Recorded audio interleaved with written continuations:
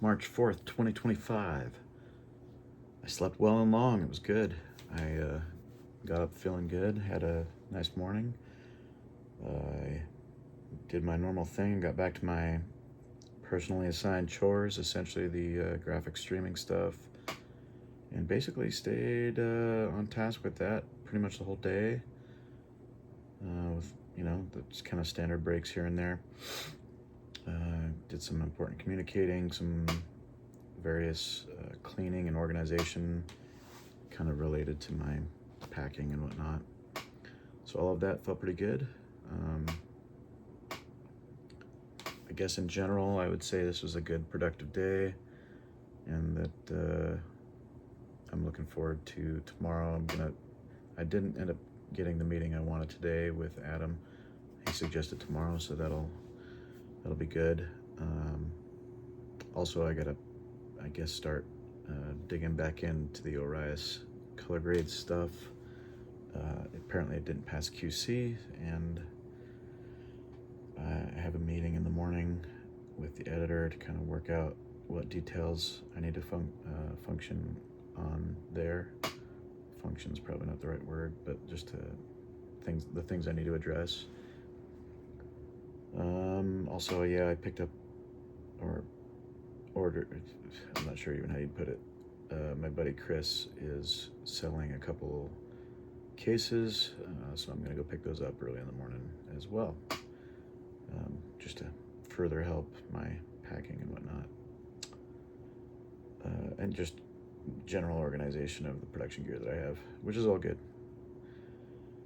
The deep thought of the day today, in one of the podcasts I was listening to, the host said the phrase disagreement is productive if it is well intended. And in general, I think the if it is well intended part, of course, is maybe more indicative of productivity or progress, but I don't think it's always necessary to indicate that. And basically it kind of relates to this comment I recently kind of was thinking about, how that maybe a different podcast made reference to how businesses that have more diversity of opinion and more diversity of people tend to, create, innovate and create more productively. And part of that, I think, and that's, similar to the concept of disagreement being productive. And I think it goes to show that what people would assume, the cohesiveness and maybe homogeneity of a group, of a team, might ultimately be the most productive, but that really isn't the case, as long as the adherence to the need of the team is sort of complete, that the diversity is more beneficial to the team as a whole.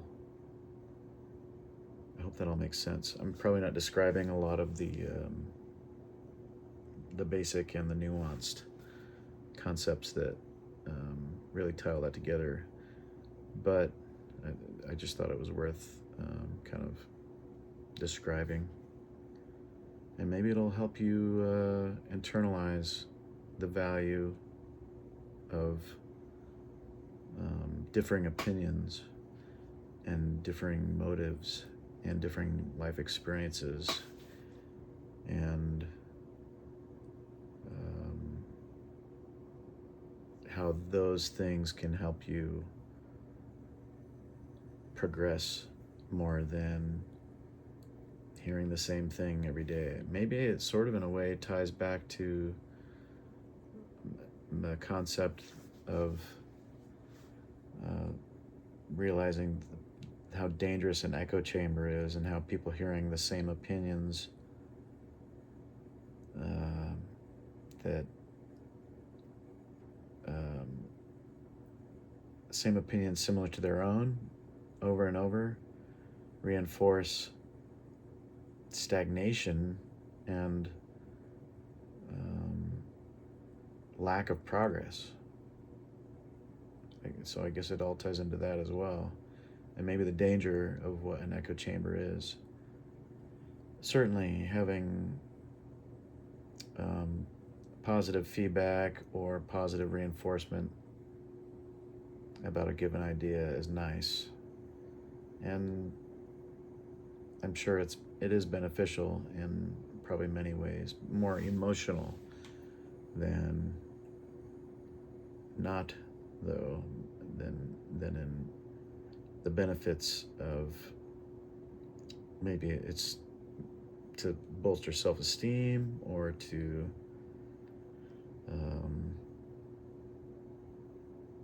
just confirm things that you feel like you understand and that you learn and that you know, and that your opinions that you espouse. But the true benefits, I don't know, maybe it also is leading me into the concept of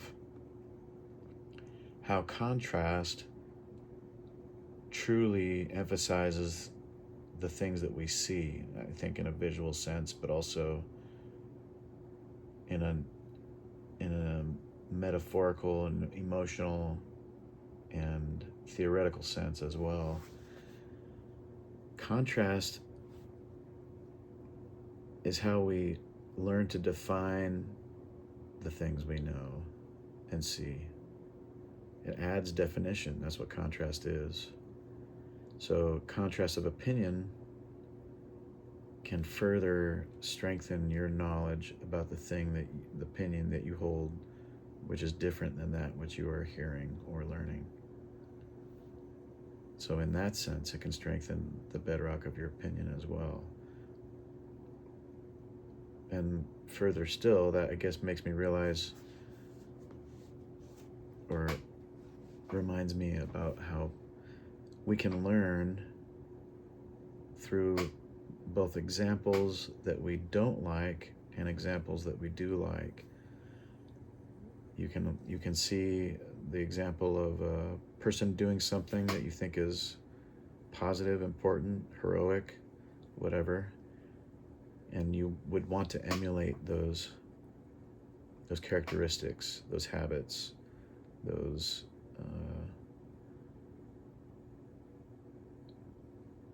ideals, those positive things which seem important to maybe become like that person.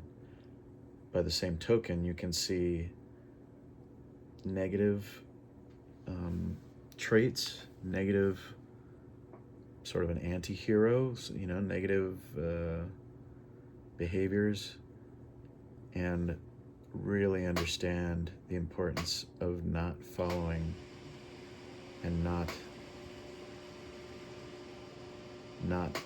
chasing that type of thing, that type of negative behavior, trait, etc. I guess I kind of just rolled through about 7 different variations, or 3 or 4, of the concept that disagreement is productive. So I guess the challenge is understanding how that applies, and what you can do to embrace the benefit of disagreements, where we can learn from the opinions, the counter opinions of others, and how we can better identify and strengthen and understand our own opinions because of them. All right, that was a big rambling mess, but anyway, that's just where my mind went with it. And yeah, it was a good day.